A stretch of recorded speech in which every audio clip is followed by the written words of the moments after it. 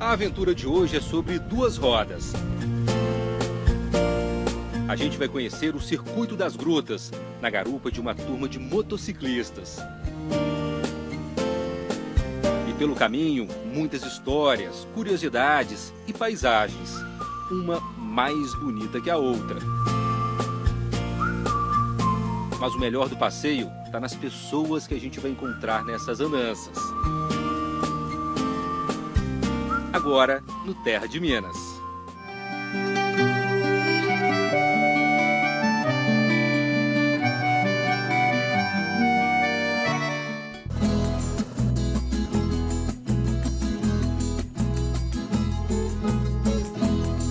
Quantos caminhos nos levam por Minas? Eu costumo dizer que Minas é um mundo. Minas são mais de 270 mil quilômetros de possibilidades, de rotas, de circuitos, de estradas das mais variadas. Então Minas me proporciona essa diversidade cultural que eu sempre gosto de buscar e retratar isso de uma maneira através do motociclismo e levar isso para as pessoas. E para conhecer cada pedacinho da nossa terra, o Mauro pretende percorrer os 853 municípios do estado, de moto. Hoje, ele e os amigos motociclistas vão nos levar pelo Circuito das Grutas. Essa rota faz parte de um projeto que pretende estimular o turismo em cidades ricas em cultura e em belezas arqueológicas. É exatamente porque é o nosso DNA, é o que a gente tem de mais contextualizado no território, né? Que é a Rota das Grutas Peter Lund, que agora o Parque Cerca Grande, reconhecendo exatamente essa maravilha que é a Apacaste, o tipo de relevo, aquíferos, né? E a própria presença da civilização da América Latina no nosso território. Nosso primeiro destino é Matozinhos, na região metropolitana de Belo Horizonte, mas a gente resolveu pegar um caminho diferente. Quilômetros e quilômetros de estrada de terra com o que o interior tem de melhor. Olha essa paisagem.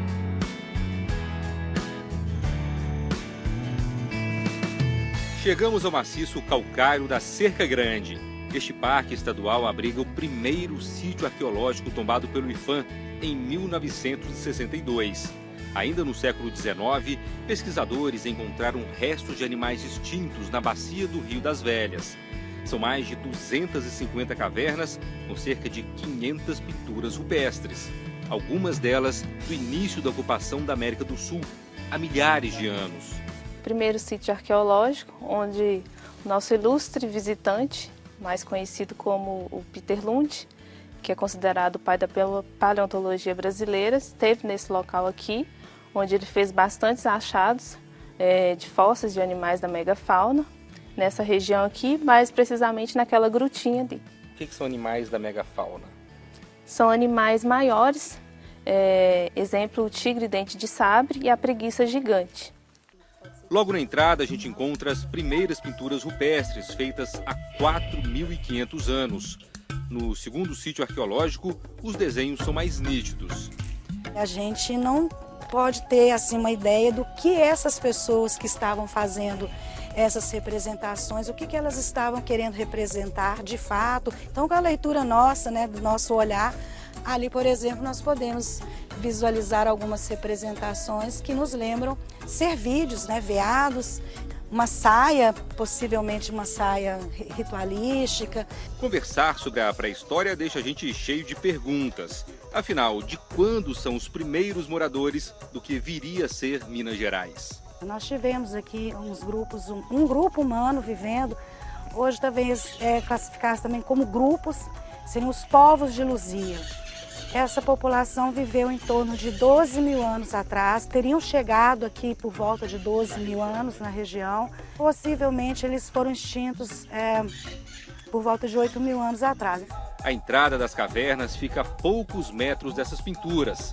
Isso tudo aqui um dia já foi mar.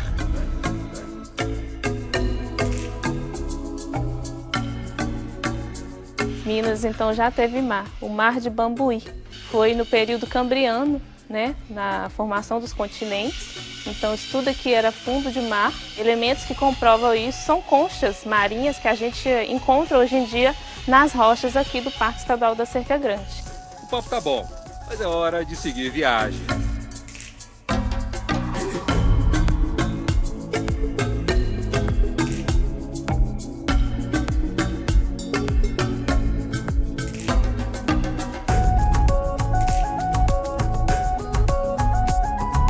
Vamos conhecer o centro de Matosinhos, cidade com 37 mil habitantes e aquele jeitinho do interior.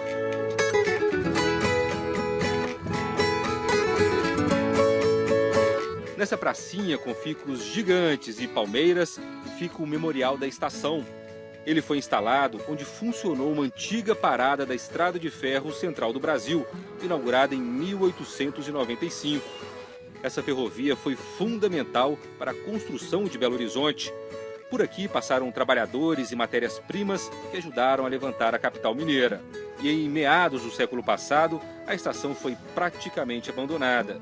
Nos últimos anos, o poder público uniu forças com a iniciativa privada e juntos fizeram uma restauração completa do prédio e do entorno.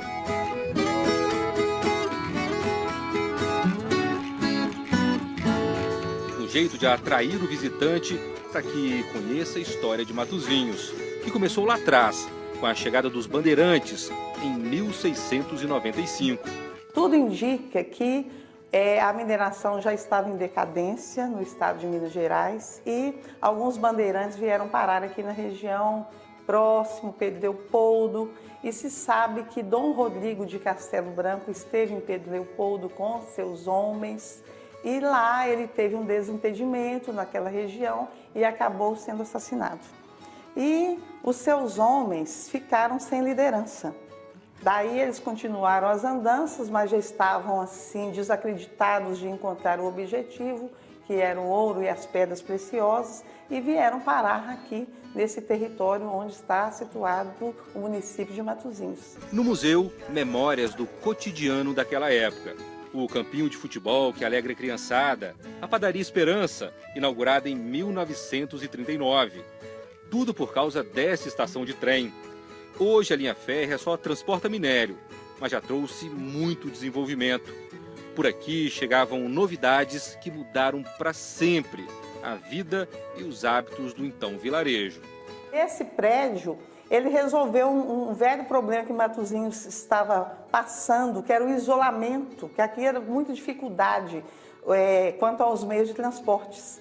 Então era como se essa estação e suas linhas ferroviárias atravessassem a história de Matosinhos, trazendo a solução tanto para transportar pessoas como mercadorias. Aí a cidade passou a ter um verdadeiro surto industrial, o bairro da estação cresceu, aqui está representado, o casario antigo do bairro da estação, o bairro passou a ser um polo econômico de Matosinhos. Outro ponto turístico da cidade é o Santuário do Bom Jesus do Matosinhos. A construção é de 1929.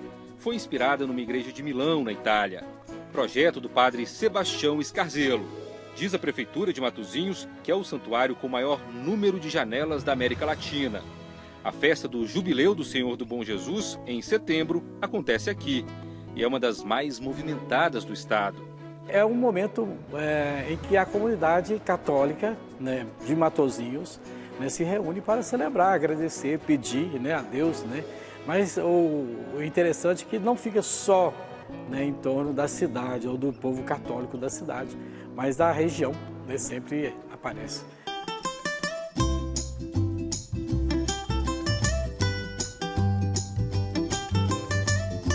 Aqui também tem um mercado que é a cara do interior. Uma fartura de doces caseiros, bebidas típicas e cachaças da melhor qualidade. Quem vier conhecer o mercado ganha de brinde essa vista maravilhosa da cidade. E quem chegar por volta das 5h30 da tarde, dizem, encontra um pôr do sol maravilhoso por aqui. Vale ou não vale a visita?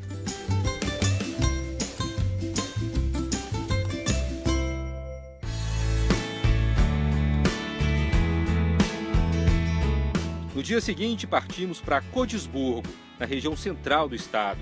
São 80 quilômetros de estrada boa e paisagens lindas. Cenário para muitas fotos. Uma soma de experiências para quem já rodou esse mundão sobre duas rodas. Já atravessei a floresta amazônica mais de uma vez em vários lugares. A Cordilheira dos Andes, o Himalaia. É uma forma de me desafiar e melhorar também a minha autoestima, né? A gente chama mototerapia, inclusive. Porque você tem que concentrar na estrada, concentrar no que ocorre no seu entorno. E essas viagens acabam que nós deixamos para trás, né, todos os problemas, as contas para pagar e só focamos naquilo que a gente está vivendo naquele momento. Mesmo indo tão longe, os motociclistas não se cansam das belezas da nossa terra. E aqui em Minas Gerais nós temos lugares fantásticos, muito próximos a Belo Horizonte, a região metropolitana. E mesmo fora, né, da região metropolitana de Belo Horizonte, no estado de Minas Gerais a gente tem lugares lindos que vale a pena conhecer porque tem natureza, tem história, tem cultura, tem arte, tem pessoas. E Minas é muito rica em histórias, né? Assim, a gente se depara N vezes com situações que se você não estivesse passeando e parando, conhecendo os lugares, a gente muitas das vezes não teria oportunidade. Por mais que tenha hoje informações na internet e outras coisas mais, é fundamental a pessoa, né, optar pelo turismo rodoviário, viajar pelas estradas de Minas e identificar em cada local um pouco da sua história.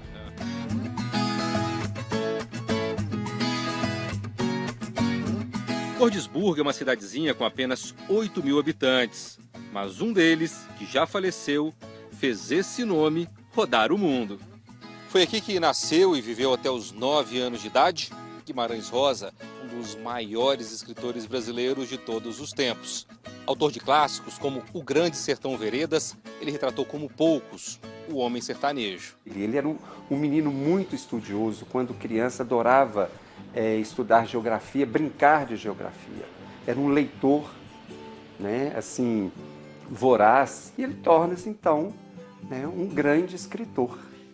Então, nós temos, por exemplo, Machado de Assis no século XIX e temos o Guimarães Rosa aqui, né, no século XX. Então, ele vai inovar a literatura justamente com a forma com que ele vai escrever. A casa onde Guimarães Rosa passou a infância foi transformada em museu. Aqui funcionava também a venda do seu Flordoardo Rosa, pai do escritor, onde o menino prodígio ouviu as primeiras histórias do povo mineiro. Imagina, né, o Guimarães Rosa, criança, nesta venda, né, ouvindo os casos, as conversas, né, os frequentadores, as pessoas que frequentavam aqui. Logicamente, pessoas assim, interessantíssimas, né? A pessoa, a gente do sertão. Então, isso ficou muito marcado na memória dele. E ele, já adulto, ele vai ter uma correspondência muito grande com o pai dele. Então, tem cartas que ele pede para o pai falar sobre os frequentadores da venda. Ele pede para o pai falar sobre as caçadas, né? Por exemplo, na Serra do Cabral. Logicamente, onde que ele ouviu esses causos, esses casos? Aqui nessa venda. A terra das histórias miúdas, de gente simples, também tem causos de milhões de anos. Bem-vindos à Gruta de Maquiné. Hoje a gruta integra uma unidade de conservação e é um dos principais sítios arqueológicos do país. Atrai pesquisadores mundo afora. Ela foi descoberta por acaso em 1825 por Joaquim Maria Maquiné. Daí o nome. Era o fazendeiro da região, o proprietário, ele tinha perdido alguns gados. E ele, à procura de seus gados, encontrou aqueles lá no primeiro salão da gruta. Porque eles estavam aqui, porque eles estavam lambendo essas primeiras formações que tem na caverna. Que elas tinham um minério que chama sulfato de gipsita, que tem sal. Os gados estavam associando a falta de sal. Aí o Maquiné, ele curioso, ele entrou, mas só que ele não teve coragem de fato de entrar na caverna. Porque além de ser escuro, que é coisa natural, de ter medo, ele também não tinha uma especialização para poder explorar a caverna. A descoberta chamou a atenção do grande explorador, o dinamarquês Peter Lund, aquele que a gente mostrou lá no começo do programa. O trabalho dele e de outros cientistas ajudou a identificar registros milenares da vida humana e de animais na região. E ele encontrou vários fósseis de animais da nossa fauna atual, que entraram na caverna, mas por ser um local escuro provavelmente morreram, não sabiam sair, não tinham alimento. E também animais da megafauna, como por exemplo a presa do tigre dente de sabre, que foi encontrada no interior da Gruta do Maquiné. Agora, segundo os estudos, acredita-se que o primeiro salão da Gruta do Maquiné houve a habitação de homens pré-históricos. Então também foram encontrados artefatos arqueológicos antigos aqui nessa entrada da caverna. Temos também vários registros de pintura rupestre que comprova esse fato. A gruta tem 650 metros de área de visitação, são 18 metros só de descida, vai ficando bem quente por aqui. Esse salão aqui, olha, é o salão do altar por causa daquela parte ali. Olha só que bonito. De acordo com os diários de Peter Lund, esse nem era o seu lugar favorito na Maquiné. Quando ele entrou aqui, ele tinha uns companheiros que o auxiliavam nos estudos da caverna e ele ficou encantado com o salão, né? Ele se deparou com essa maravilha toda, onde ele disse que lembra um castelo de fadas, então deu o nome Salão das Fadas. O Lund se ajoelhou com seus companheiros e eles disseram: milagre, Deus é grande diante da formosura do salão. A ciência até sabe de onde vêm essas formações. Ali são respectivamente estalactites, colunas que foram formadas pela infiltração de água da chuva pela rocha calcária sedimentar, que é a rocha do teto. Vai escorrendo a água, gotejando, e aí esse calcário vai solidificando ali. E com o decorrer dos anos, a tendência, tendo água, é só ir crescendo mais e mais. O difícil é explicar como tudo fica tão bonito.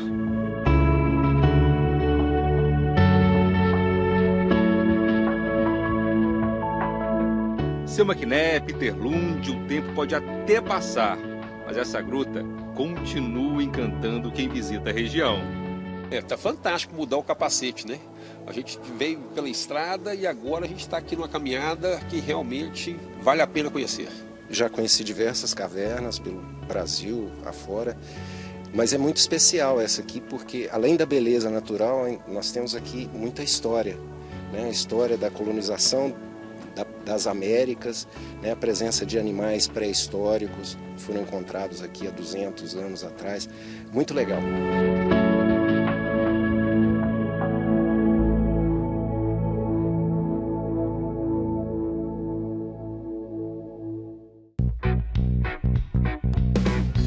A seguir, a gente vai à Cachoeira da Prata, aprender a fazer uma empada de frango com batata, receita com mais de 50 anos. O Terra de Minas volta depois do intervalo. O nosso passeio por Minas chega à Cachoeira da Prata, cidade de 3.500 habitantes na região central do estado. É o terceiro menor município de Minas Gerais em extensão, cerca de 61 quilômetros quadrados. O ponto de encontro dos moradores é nessa pracinha, no centro da cidade. Olha essa igreja. A construção tem quase 100 anos.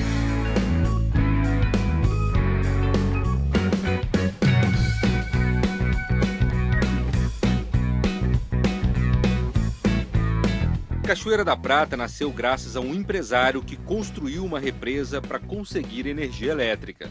O coronel Américo Teixeira Guimarães, que foi vamos falar assim, o percursor, né, o mentor, quis criar uma empresa têxtil, então ele foi para Caetanópolis, onde ele viu o funcionamento, como que era tudo, em seguida convenceu o pai, que era um senhor de posses, junto com outros fazendeiros, pessoal de posse da época, e convenceu que seria um bom investimento uma fábrica têxtil na região.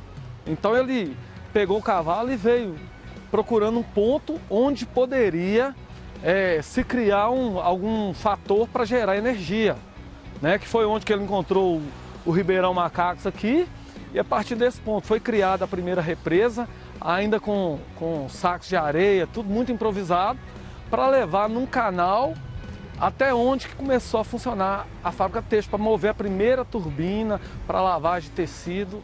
Era neste prédio que funcionava a indústria têxtil. A fábrica chegou a ter mais de 1.000 funcionários. Isso era quase 30% da população da época. E aí, quando os trabalhadores iam chegando, iam sendo construídas casas aqui no entorno, formando a primeira vila da cidade. Wilton trabalhou na fábrica por 13 anos. Vivenciou o auge e o declínio da empresa. Eu peguei aqui em 1990, junho de 90 até março de 2003. Então, assim... aqui funcionava a rama 3, a rama 2, do outro lado ali eram as estamparias, né? E lá no canto tinha uma outra rama aqui de preparação de tecido. Então o tecido chegava lá em cima, naquele primeiro prédio que era a fiação, chegava o algodão, onde que fazia o fio, passava pela preparação lá no fundo, entendeu? De lá seguia para esse outro galpão ali que era a tecelagem. Da tecelagem esse tecido voltava pronto para ser lavado, engomado, tinto e estampado, que era onde tinha os cilindros de gravação. Então era bem interessante o processo de estamparia.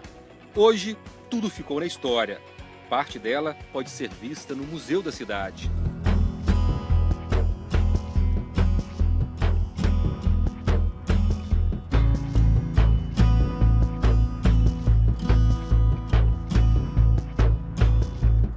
Com o fechamento da fábrica, acabou também o cinema da cidade.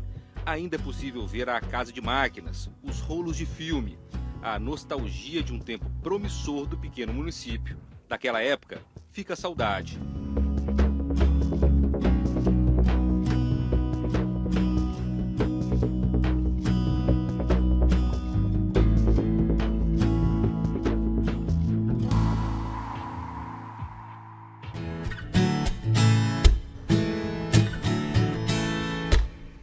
Só que algumas coisas boas sobreviveram. Cachoeira da Prata é conhecida pela empada, uma das melhores do estado. Bora aprender a receita? Dona Maria das Graças prepara essa receita há 55 anos e vai contar pra gente por que essa empada é tão famosa aqui na cidade e qual que é a diferença entre ela e aquelas que a gente normalmente compra por aí. Olha, a diferença, porque a massa da capa podre, ela tem mais margarina.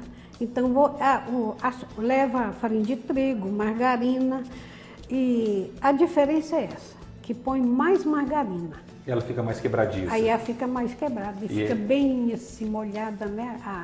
E essa é de massa fininha? Essa de massa fina é o seguinte, ela fica uma massa saudável, a gente coloca menos óleo, não coloca tanto manteiga, é uma massa fina.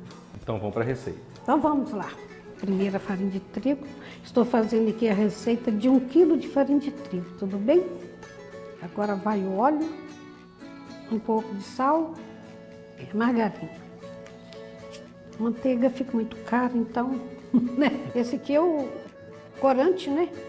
Se a pessoa quiser uma massa vermelhinha, mais um vermelho clarinho, então você põe um pouquinho de corante para ela ficar bonita, né? A água, mais ou menos assim, acho que uns 3 copos de água americana. E ela tem que ser morninha? Como tem que ser uma água bem morninha, aquela água de dar banho neném, não pode ser muito quente, né? Que senão cozinha a massa. Não pode ser fria e gelada? Gelada porque se você põe ela gelada, parece que ela fica elástica. A gente vai colocando a água e vai amassando, né? A hora que ela desgrudar toda da vasilha, ela já está boa. E onde que a senhora aprendeu essa receita? Essa receita eu aprendi, foi numa casa que eu trabalhei. Eu estava com 18 anos quando eu aprendi a fazer essa receita. Então, eu sou uma pessoa muito curiosa, está fazendo, eu estou de olho. Onde que eu peguei essa receita? Mas eu vou botando água aos poucos, né? É aos poucos, não pode pôr tudo de uma vez. Senão acontece o quê?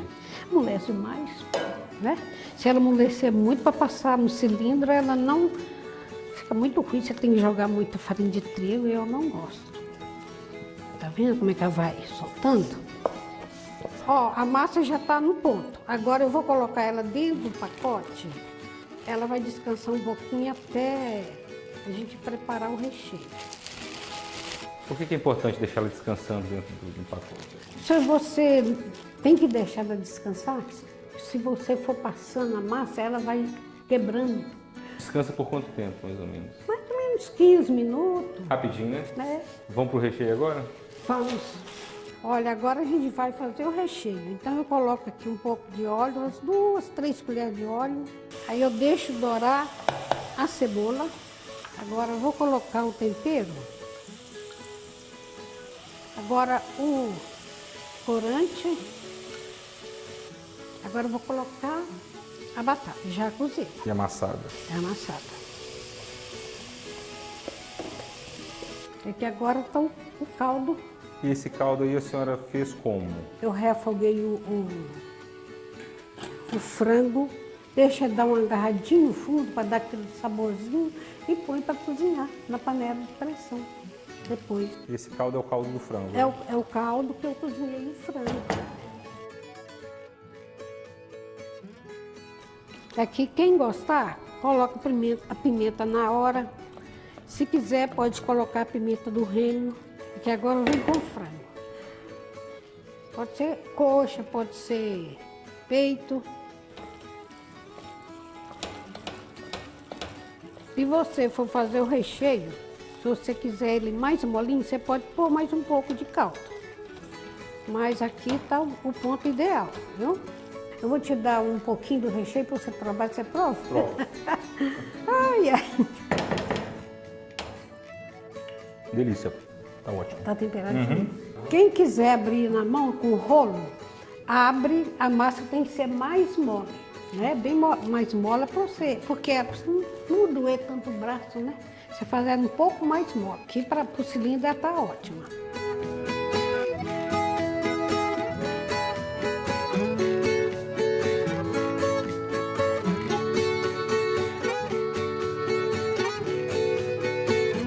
Aqui agora já está pronto, então vamos colocar em cima das formas. A senhora pegou um pouquinho de massa aí e fez essa bolinha. É bolinha aqui. Para fazer, para ela ficar bem lá no fundo da forminha, para ela não ficar vazia, né?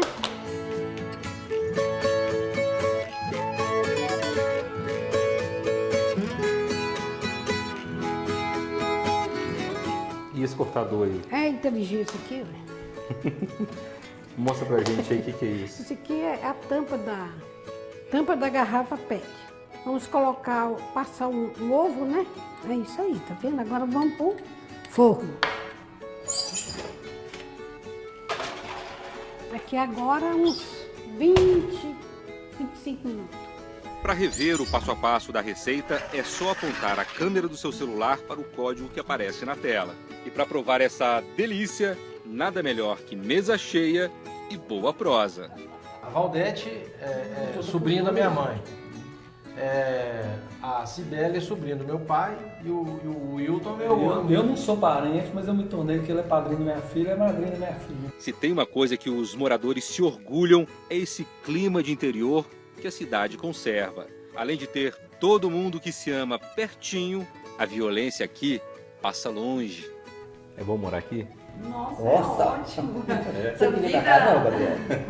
Essa vida de interior é muito bom, né? Tudo muito tranquilo, todo mundo conhece todo mundo, tem tudo muito perto, né? O supermercado é ali, o açougue é do lado, a padaria do lado, então não tem vida melhor que essa aqui não. E ninguém rouba bicicleta aqui não, né? Não, meu cunhado já deixou a bicicleta na rua, se tomava uma, deixava a bicicleta na rua, no outro dia a bicicleta tava lá, o cara do bar guarda. Os caminhos de Minas são cheios de histórias e de pessoas que fazem a vida valer a pena. Um convite para todo mundo seguir viagem. O modo de dizer do mineiro já é um encanto. Eu, quando converso com uma pessoa nativa, eu ouço aquilo ali e me soa como se fosse um sino de trem. O Terra de Minas fica por aqui. Você consegue rever o programa no Globoplay. Até a próxima.